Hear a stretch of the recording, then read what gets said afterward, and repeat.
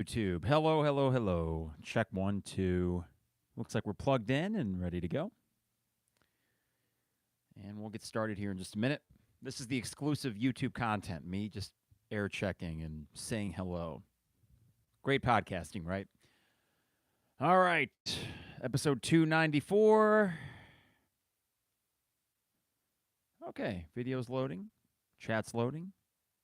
I think we're good to go. It is the 200 level episode 294. Mike Carpenter in the basement on this Wednesday evening. Fall has sprung. I know we say spring has sprung. So what? Fall has fallen? I'm not sure. But I do know that when I went for a run earlier this evening and I kind of ran by the stadium, as I often do, and I do that anyways. I like running on campus by the stadiums because it's a lot of big sidewalks. I got space. I can kind of clear my head. And as I was running by it, it kind of occurred to me just how this is starting to have a different tinge than, let's say, when I ran by it a month ago. There are things at stake that we don't normally have at stake as we exit October and enter November. And that's a fun feeling. The nights are starting to hit a little bit earlier. The sun's out only for a little bit. That sort of glow that you get from the yellow and orange and red trees, it's adding this drama in the air, where usually there would not be drama because Illinois would be 3-4 or 2-5 like they were last year, 2-5, and we'd be basically out of it. So now you sit at 6-1 with a winnable game against Nebraska coming up, a game that you should win, a game that Vegas started at 5.5 and has moved all the way up to 8, which tends to tell you that, yeah, this is a game that the smart money is on Illinois to win and win potentially by more than one score. Now, I have the stats for both Nebraska and Illinois, and I think that this will bear out that, yes, if you do what you got to do, if you take care of business, this is going to be a nice start to your Final Five. And that's what I'm calling this episode, the Final Five. This is the home stretch. I think the team knows what's in front of them.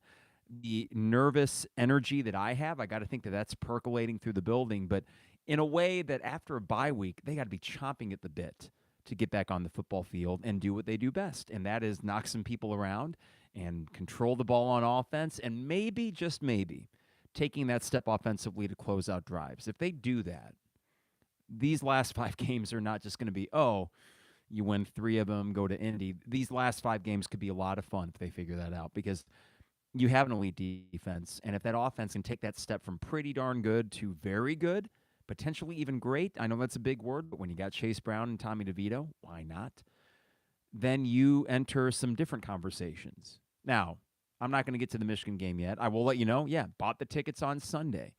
Finally bit the bullet and said, we're going to get the tickets. Got some nice sort of corner of the end zone on the east side of the big house where, being a late November game, we should be right in the sun. And that's crucial when you're in there because it's kind of a wind bowl if you aren't careful with where you sit. So we got our tickets. We're ready to go for that. I certainly am. But first things first, Nebraska is not a team to overlook, right? And I think we all recognize that. I don't think Illini fans are taking anything for granted. But I also think it's okay, based on how this team has played, to have a quiet confidence about you and to think that, yeah, these guys will get it done. The first factor at play here is, of course, the coaching. In years past, let's go back to the Zook era. They start 6-0 in 2011, but we had plenty of tape that would suggest that it could have fallen out from under us at any moment, and it did. And it did rather quickly and rather exponentially all at once, 6-0 to 6-6. But none of us were shocked by that. We kind of saw that through those 7 years of Zook. That experience left you always a little bit leery.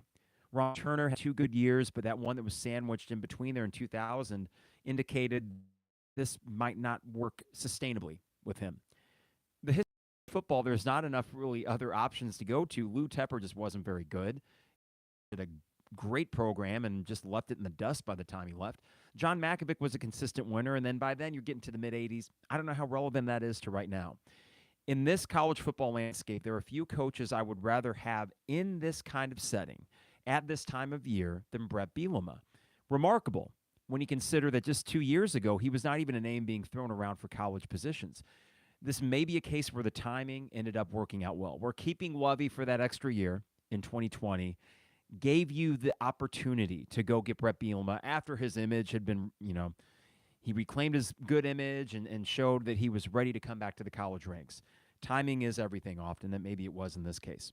So as you enter these final 5 games, you trust the coaching staff. I certainly do. And not just Bielema, but the staff that he's assembled. And the fact that this team has really built their entire 6-1 record on consistent, fundamental football. Yes, there have been turnovers. Yes, the special teams have left you wanting at some points, especially not being able to kick the ball out of the damn end zone or the return against the Minnesota had against you. There are those moments. Not a perfect team.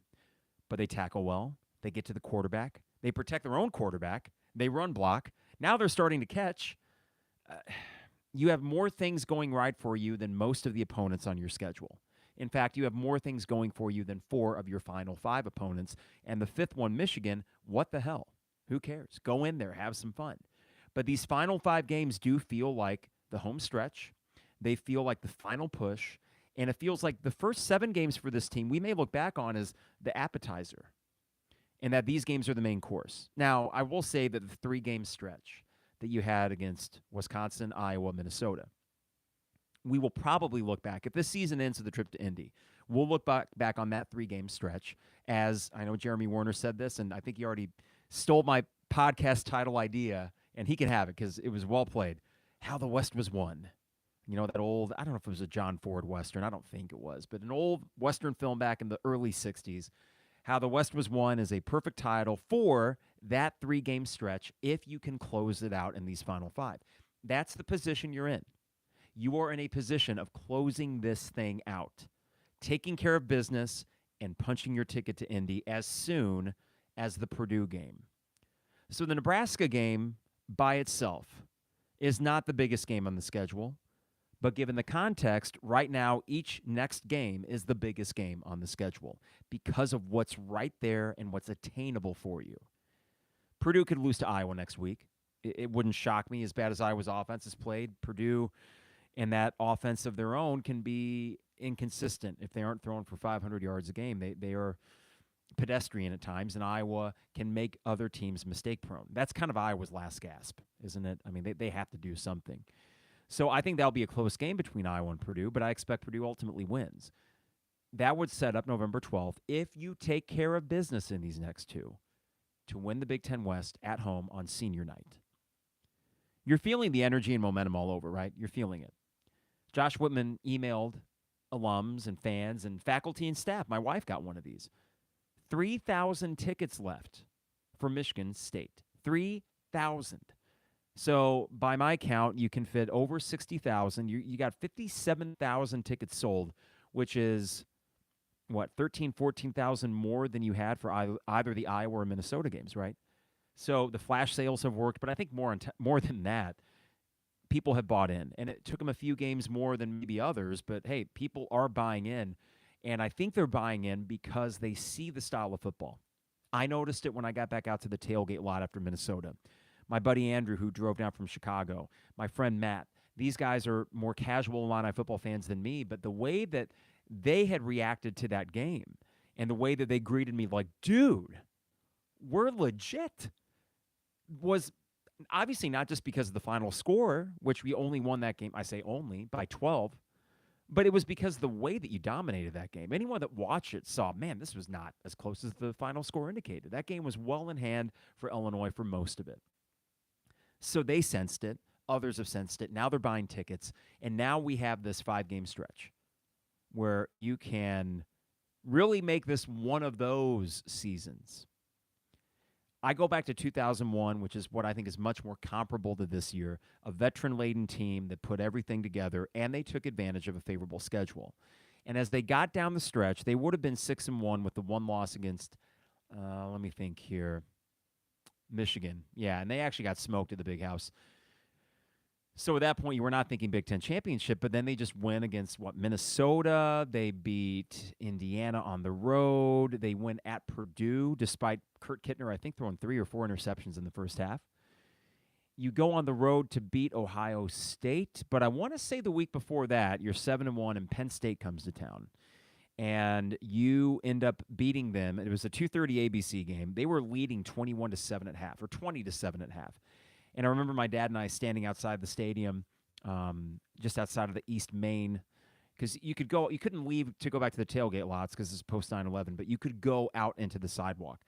And we're sitting out there and thinking, God, this would kind of be a bummer to be 7-2 instead of 8-1, and then you would effectively end Big Ten title conversation. And then they came back, and that was a game that we didn't expect to be as scary. And the point I'm making here is that there will probably be a scary game here. It's football.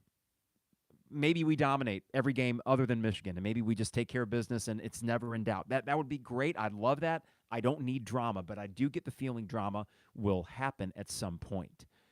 It could happen Saturday. I don't know if it will, because I just don't know how good Nebraska is, and I think you're pretty damn good, and you're still capable of getting better. But, Nebraska has some dudes. Michigan State still has some dudes. Purdue has some dudes. It's college football. It's weird.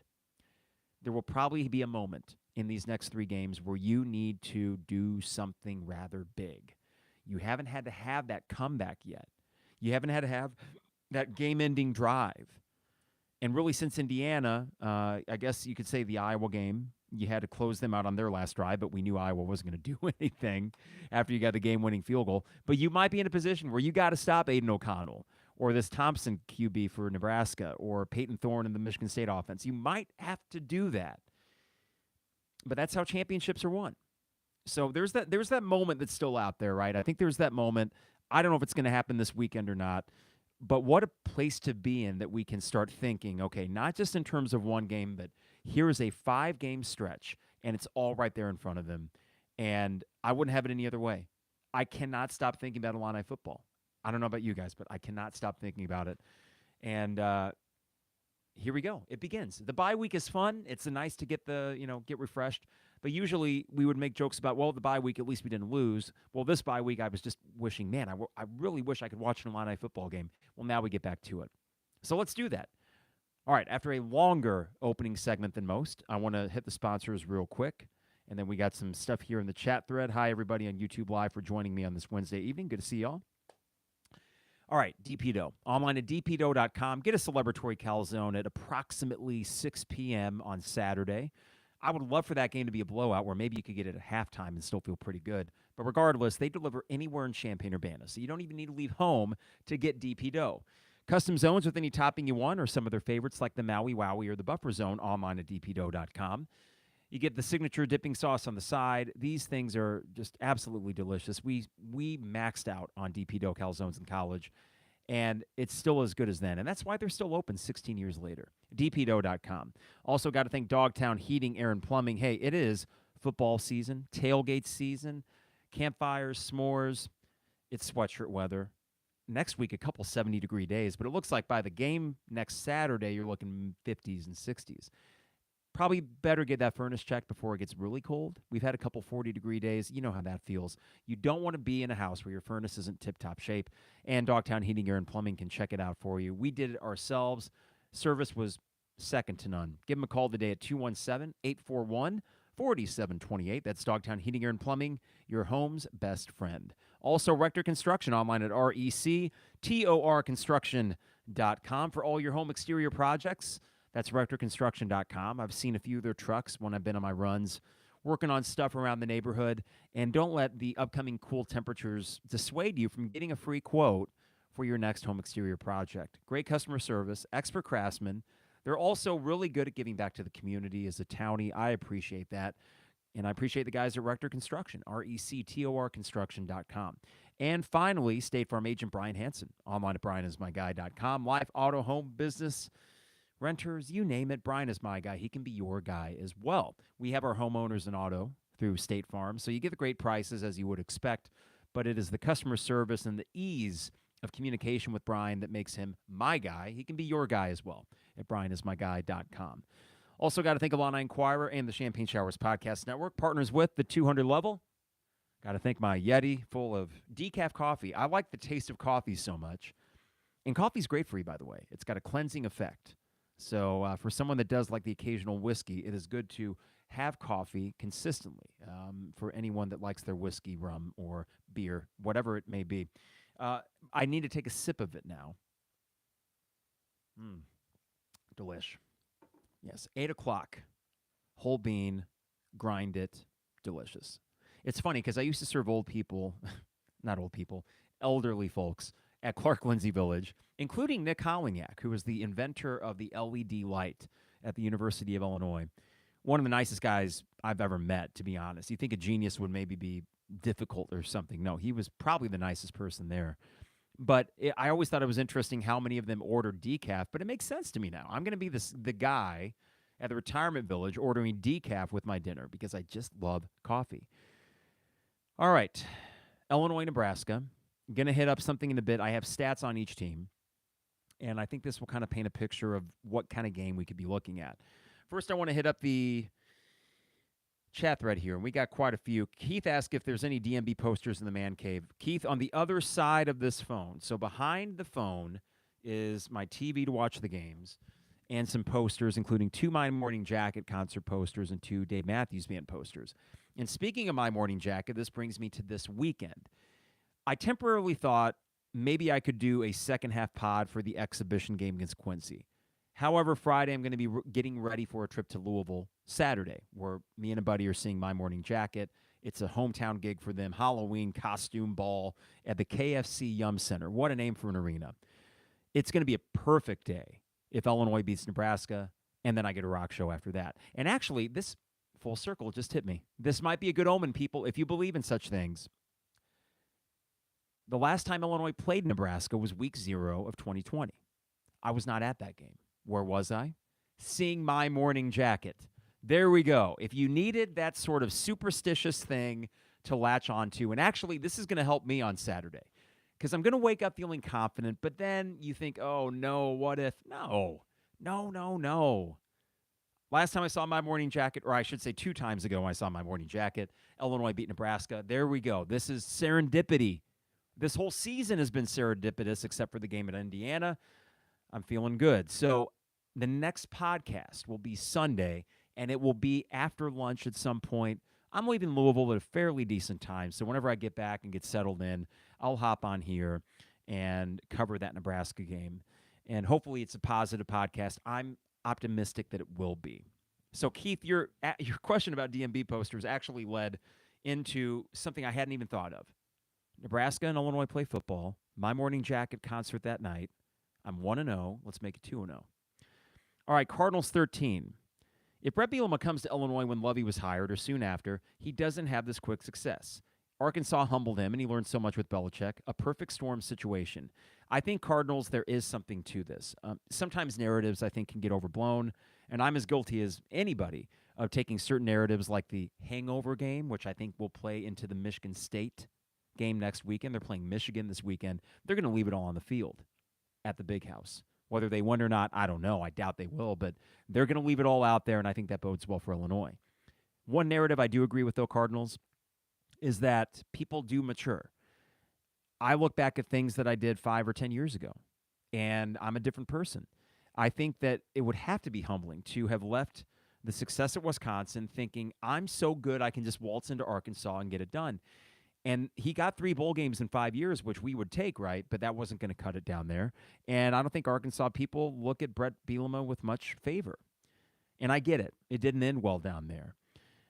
But I do think he's matured. I think anyone can be humbled. And I think he does have that good mix of a fairly confident guy. But I've not gathered in his press conferences anything beyond confidence. I haven't seen arrogance or anything like that. I actually love listening to his press conferences. I appreciate what seems to me to be authentic answers to questions.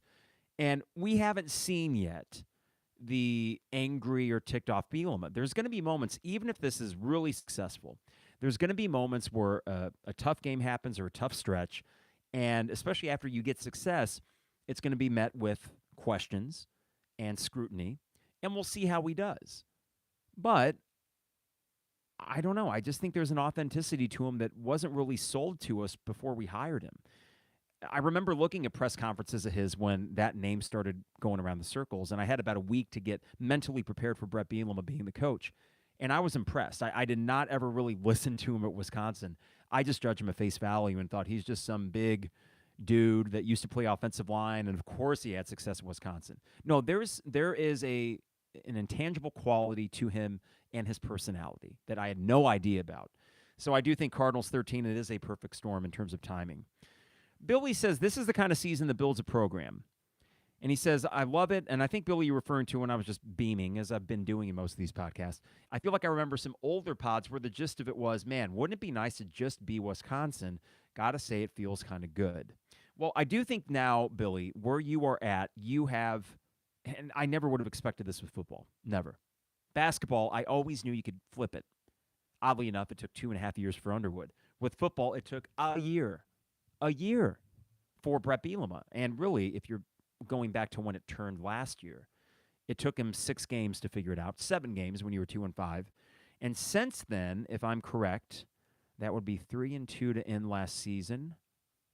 Yeah, you're 9-3 since.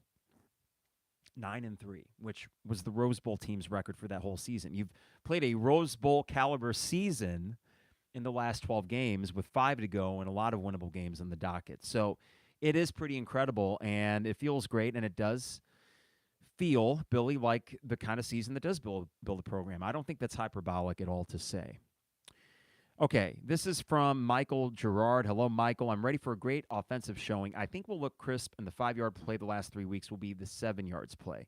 And I think, Michael, when you mentioned the 5 and 7 yards play inside of the red zone, that is what I'm most excited to see. Well, I say excited. Nervous until I see us punch it in the first time we're in the red zone. And if we do that early, to me, that will be just one of those anecdotal signs that this team yet again figured out what wasn't working, and they made it work. Josh McCray is a big deal. Against this Nebraska defense that's very rough against the run, Josh McCray is a huge difference maker. Even if Nebraska knows it's coming, you got to think a healthy, fresh-legged McCray can punch it in. And at least that gives you the option. I think that you continue to roll DeVito out, or worst case, throw it away, Tommy. Use your legs down there, because the passing plays haven't worked and running it straight up the gut hasn't worked with Chase for whatever reason. I'm excited to see the red zone performance, and I do think that we are due for a great offensive performance. Why not this one? I use this metaphor sometimes. It's been a while, but I have, where in Little League, you put the donut on the bat, and then you take the donut off, and then the bat feels like a Q-tip. My point here is that when you played the defenses of Wisconsin, Iowa, and Minnesota 3 games in a row, and if DeVito plays against Iowa, you would have had a serviceable offensive performance. Chase Brown was still running. DeVito was moving the ball. So let's call it what it is. 3 straight games where the offense is moving the ball just fine against pretty damn good defenses.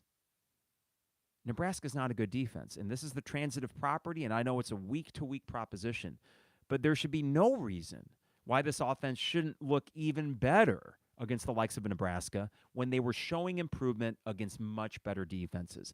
It's the donut on the bat. Now the donut is off. It should be easier to swing the bat, or in this case, move the ball, and finally punch it in a little bit more. If they punch it in for touchdowns on Saturday, this game should not be close at the end of it.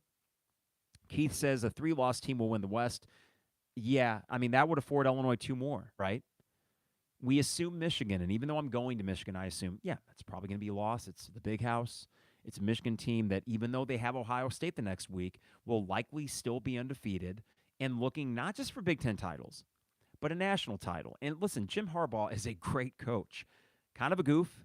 For some reason, though, you know what? I don't hate Michigan football as much with Harbaugh. I think part of it is that I've grown to hate Ohio State, and I, of course, have family now from that area, and some of them are Michigan fans. And I get it. I really do get the Michigan thing. I get it more than Ohio State. I'll put it that way. But, yeah, let's assume that's a loss. That affords you one more slip-up. I don't think it's going to be Michigan State, and I don't think it's going to be Northwestern. And you can't really have it be Purdue unless they definitely lose another game, right? Or maybe 2. But I don't know what those would be. So, yeah, in a way, all of these are must-win games. I think, Keith, Illinois might finish this as a 2-loss team.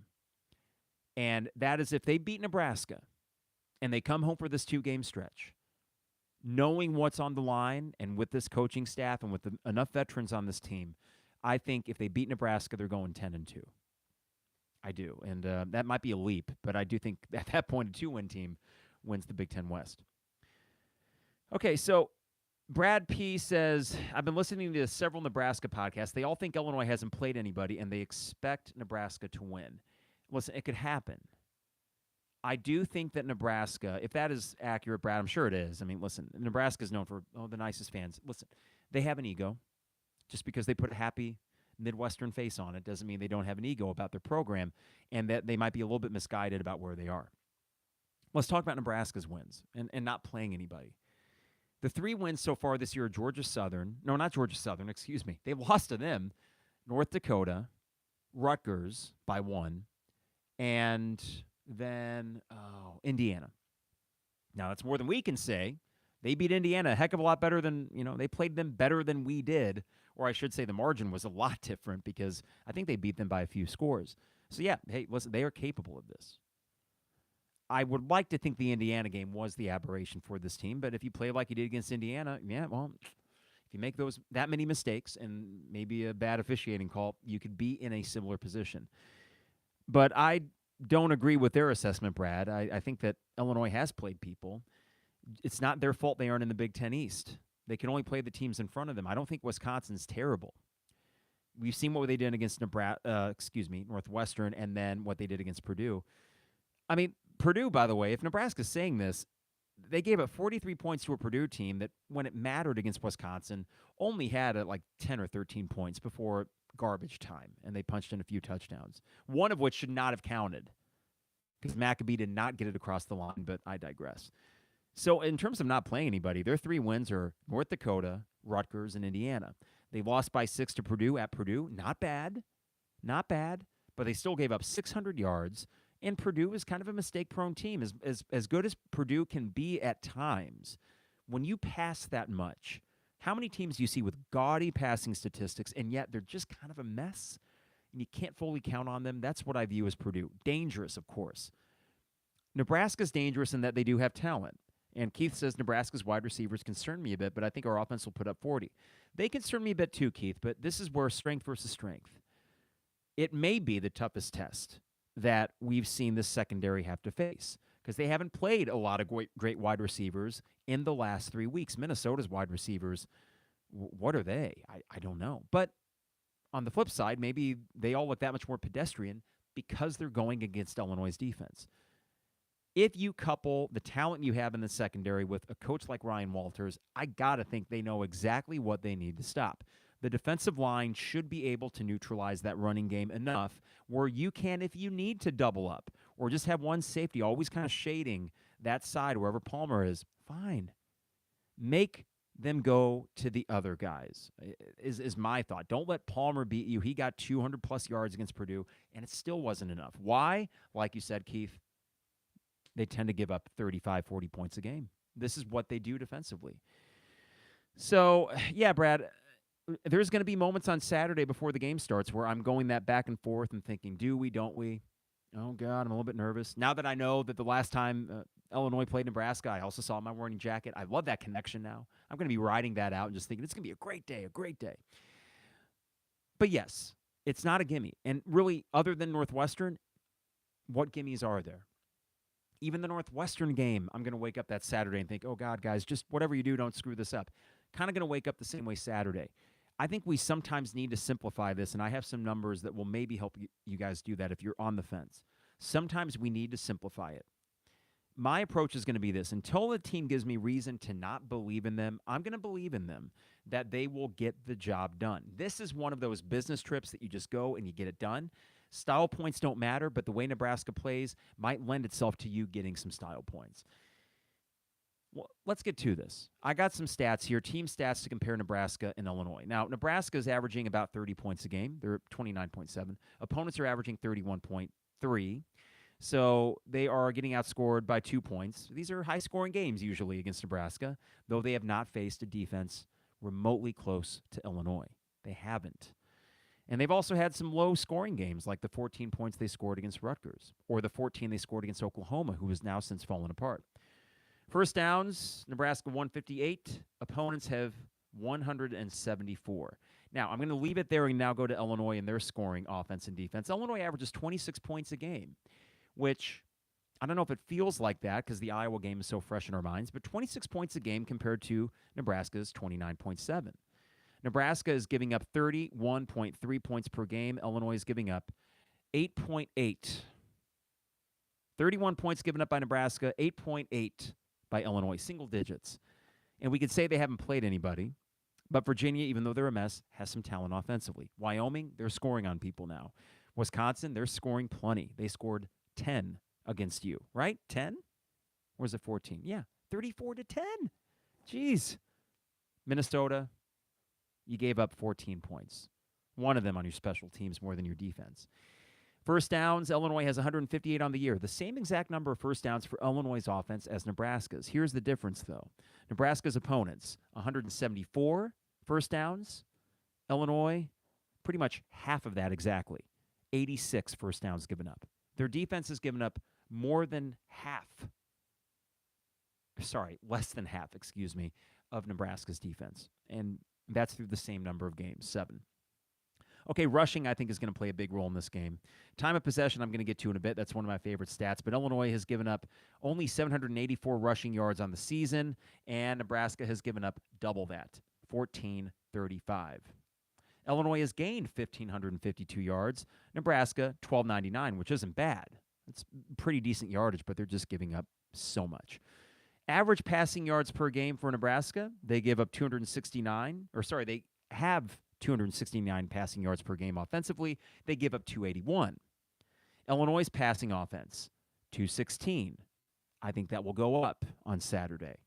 They give up 143 passing yards per game and only 2 passing touchdowns given up, as opposed to Nebraska, which has given up 12.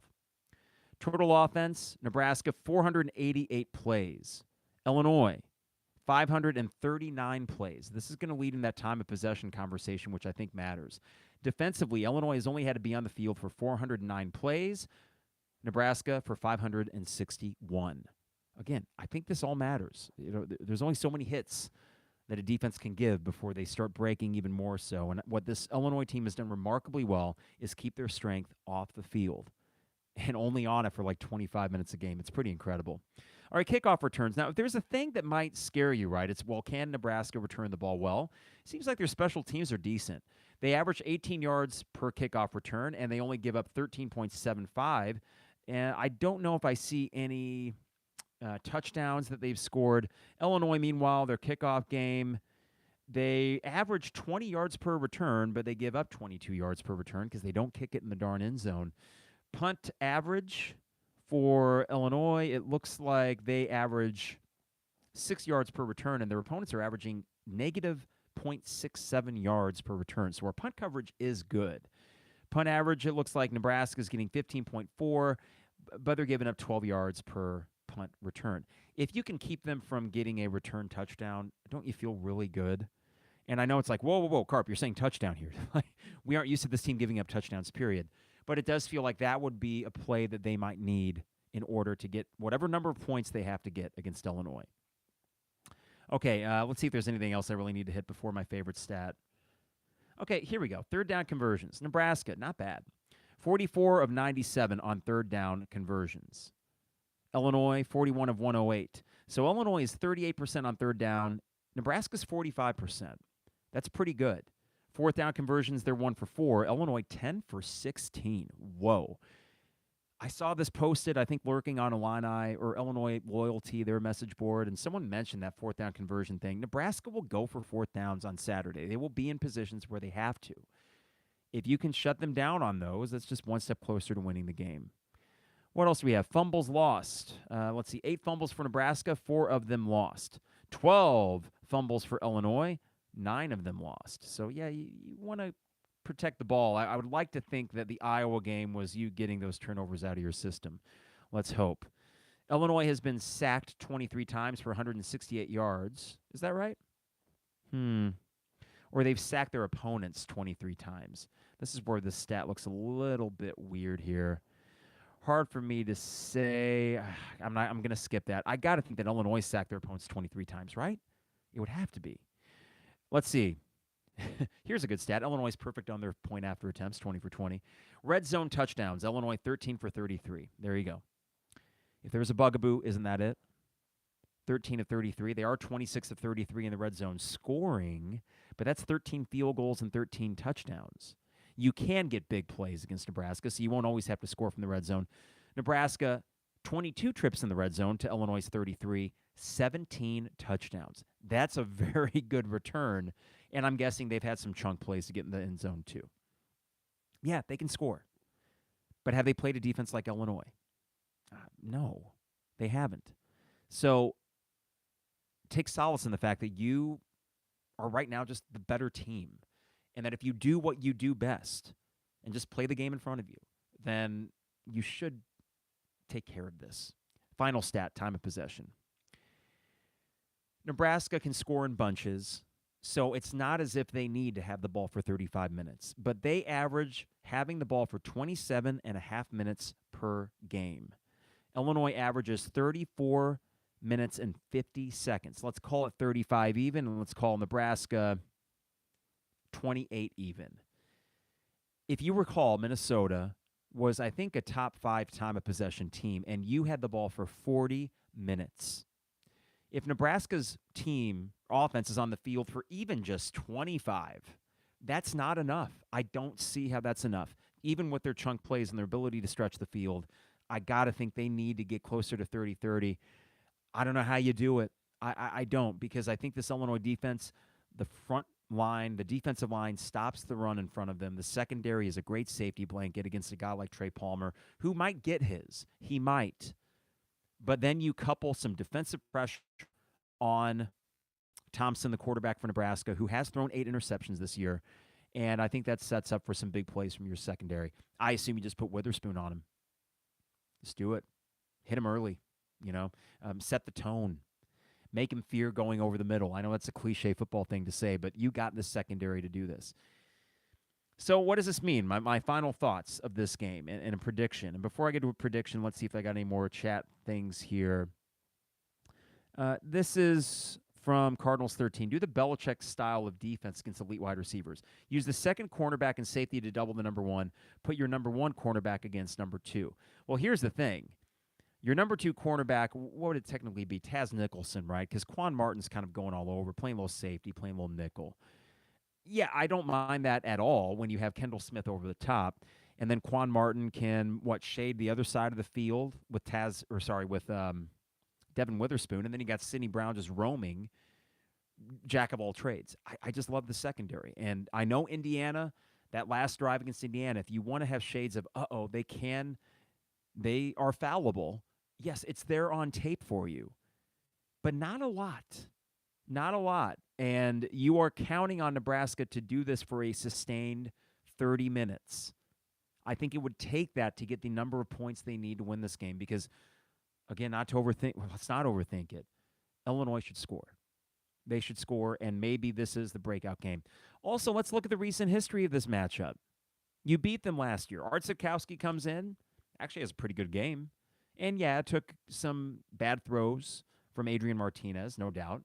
But you were still probably the better team that day, and you deserved to win. So you beat Nebraska last year in Brett Bielema's first game. And then back in 2020, Lovey's last year, you went in there and smoked them. 2019, what was that? Oh, yeah, that was the barn burner at Memorial Stadium where you gave up 700-plus yards to Nebraska. But it was still a close game. All that is to say, look at the recent history, even going back to 2018, right? 2018, or was it 2017 you went into Nebraska, I think, and you had the lead going into the fourth quarter. This has been an even matchup in most years. This is not most years. This is a Nebraska team that, while they are not reeling right now, because they have Mickey Joseph doing a pretty good job as an interim, just keeping their heads above water, this is a team that's still mistake-prone. Illinois, while they have had some turnovers, for the most part, play fundamentally sound football, and they can knock the crap out of other teams. So, violent, stifling defense. I need to go with, my head or my gut here. I don't know, guys. I think my head is actually more optimistic than my gut, if that makes any sense. Illinois should score 38 to Nebraska's 20. 38-20. Is it going to be a blowout all game? I don't know. I'm not sure about that. I think you have the ability to control it from the outset, but I think you're going to score. I just think you are. I think you're due for a high-scoring game, and it could be even more than 38. The way Tommy DeVito's playing and the way you're running the ball, and with Josh McCray coming back, you have a fully healthy offense that went through the three-team gauntlet defensively. Wisconsin's defense, Iowa's defense, Minnesota's defense, and really they were moving the ball pretty well in all of those games. So why would that be any different? Then you couple that with actually finishing drives, which is what I'm banking on. I'm banking on this team having improved in the bye week and Barry Lunny getting even more comfortable as a play caller, enough so that you close out these drives. So with that in mind, 38 points for Illinois, 20 for Nebraska is still assuming that they're good enough offensively to get some points against you. Maybe one of them's a late garbage time touchdown. Maybe we're all like it's 21-20 and we're a little bit scared there for a bit. And then our defense figures it out. But if you've watched this Illinois defense, if you don't score the first possession, Minnesota was an exception here. If you don't score the first possession against Illinois, they tend to adapt very quickly to whatever you're doing. And I just got to go with what I've seen. And what I've seen is Illinois is really good. Nebraska's not. Let's keep it simple. 38-20 in a Big Ten title race. Nebraska, while they are in the race technically, are they really a threat? I guess if they beat Illinois, they would be. Sure. But this is where champions get it done. And I'm banking on this team to be the Big Ten West champions because they're the best team in the Big Ten West. You know, don't overthink it. Whew. Am I talking myself out of this? Am I loony for being this confident? Or am I just saying I'm this confident? I am this confident. But listen, as fans, it's impossible to not have that little tinge of nervousness. It's impossible. It doesn't matter. We're going to wake up to Northwestern Saturday. Please, for the love of God, don't lose to Northwestern. We just are. And then we might win 52-10. Okay, so, and then we'll laugh at the thought that we even could have pondered Illinois losing to Northwestern. I would love on Saturday around 6 p.m. Central Time for us to all have a chuckle and say, oh, why were we worried about that? And this is an Illinois team that strikes me as one that can make us feel that way, where we say, wait, we doubted you? Why? Okay, one more thing before we get out of here, a little bit of Illinois basketball. As I said earlier in this podcast, I'm not going to do the live pod on Friday for an exhibition game, but we are getting close to the season. So when that gets started, I will do second half pods for the games I don't go to. My parents are going to start going again, so they're pumped. I'll go to some games, but not quite as many as last year, so that means more home game pods and most away games. Now, the Michigan weekend, you have the tournament in Vegas, so that Friday and Sunday I won't be able to. I will take my equipment up, though, to do a podcast Sunday morning after the Illinois-Michigan game. Hopefully that goes. I mean, could you imagine? Oh God, let's get this game first because it's not a gimme at Nebraska, but I'm pretty pumped for that Michigan game. But Friday I'm not going to do one. Sunday I'll do one for both exhibition game reaction towards the tail end of it, and of course the Illinois-Nebraska game. But Luke Goode, we do need to talk about this injury news for Illinois. The rumors started, I think, what was it, Saturday? Someone being hurt, and when you hear a rumor like that, you think, please don't be this guy, that guy, or the other. And oddly enough, Luke Goode was not one of the first names that came to mind. However, upon hearing that he is the guy that will probably be out at least for the non-conference and into the Big Ten season, that's a big loss. And I think that, as Jeremy was alluding to in his most recent podcast, it's the shooting. Now, this team can probably find some other guys that can make threes, and maybe Melendez shoots it at just as high a clip as he did last year, which would be incredible. Terrence Shannon Jr., you can probably bank on him making some threes for you. Trying to think of some others. I mean, I don't know. Can Jaden Epps? I know he's known for getting buckets, as the kids say, and maybe he's the guy that can step up in that regard. Matthew Mayer, I think, could shoot a little bit too. Maybe Coleman Hawkins improves. The list goes on. You'll make threes this year, but Luke Goode was going to be a steady hand in that rotation. Not a starter, but a steady hand. So it does hurt. I will try to find a silver lining here, though. The non-conference ultimately doesn't matter so much as the progress that this team makes. I do think this lends this team an opportunity to progress some of the younger guys that would have gotten fewer minutes with Luke Goode. Probably talking about Jaden Epps and Sincere Harris. Getting more minutes just because you have to. And then Ty Rodgers, for that matter, because he is at that wing position. He can play almost any position. About the same height, I think, as Luke Goode. So you're really just kind of accelerating the process of these younger guys, and I think that bodes well for both March, but also the long-term future. If we're finding a silver lining, it's that it wasn't Terrence Shannon Jr., because that would have been a problem. You need that go-to guy. You still have it.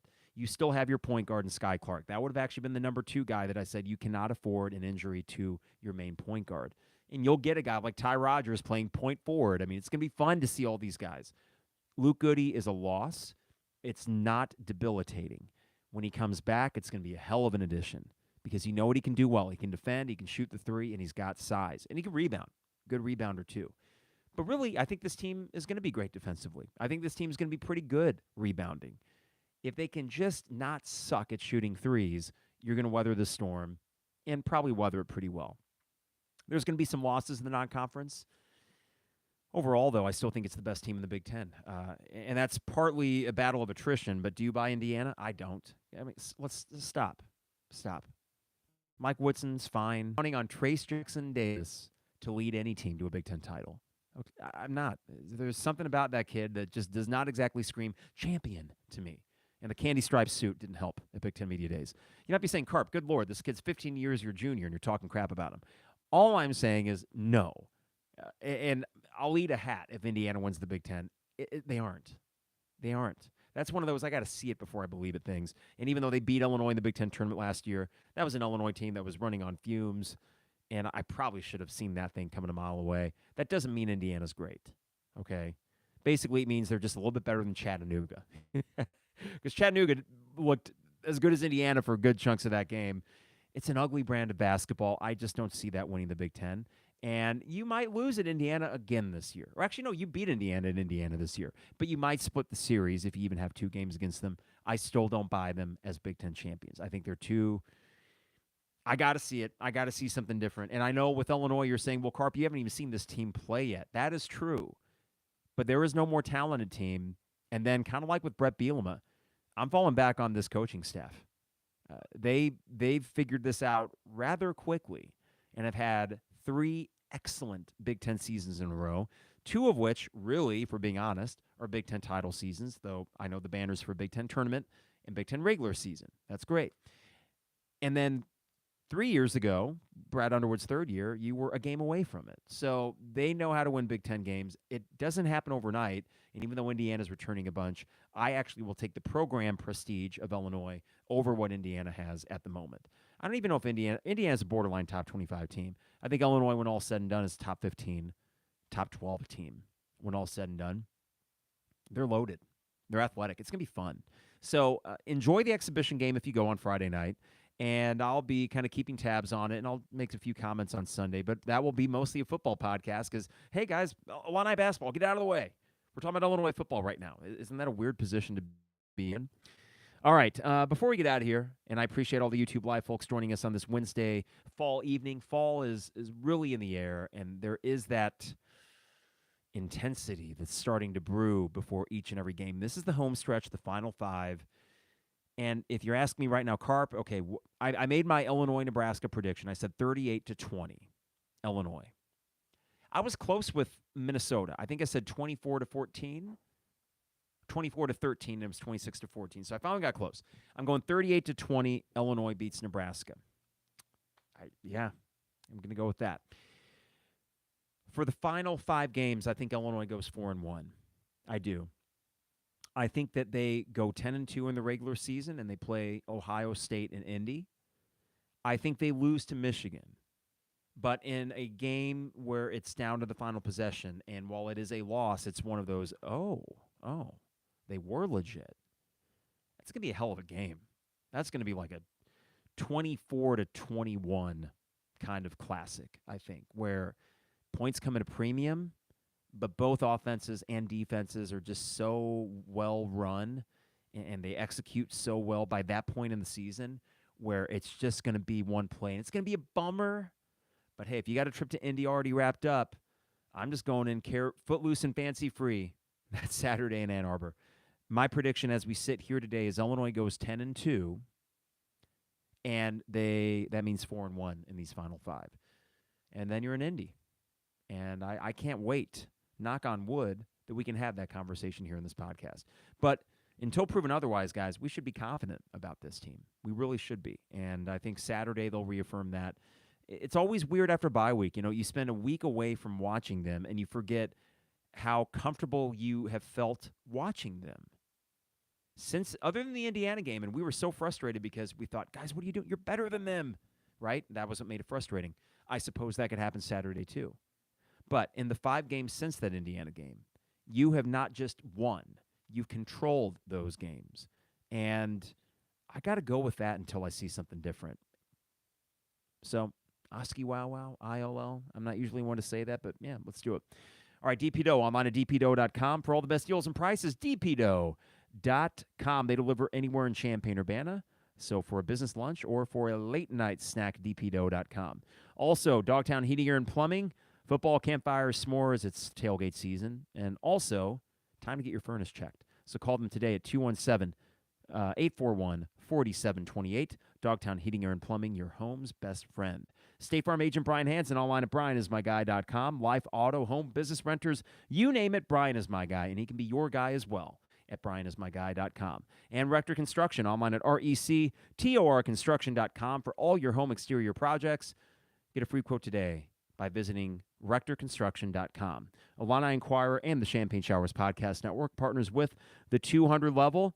Thank you guys for joining us here on YouTube Live. If you haven't already, subscribe and follow us there. We're building quite a nice following, and for a random Wednesday night, I appreciate anyone that stopped by. And I always have these available by the next day, if you prefer the video part of it. In the meantime, everybody, stay safe, stay healthy. I will be back Sunday after hopefully an Illini win and certainly a kick-ass rock and roll show in Louisville. As I said, third and final time I'll say this. The last time Illinois played Nebraska, they won, and that same night I saw my morning jacket. History may repeat itself this Saturday. Fingers crossed that it will. We'll talk soon, everybody. It is the 200 Level.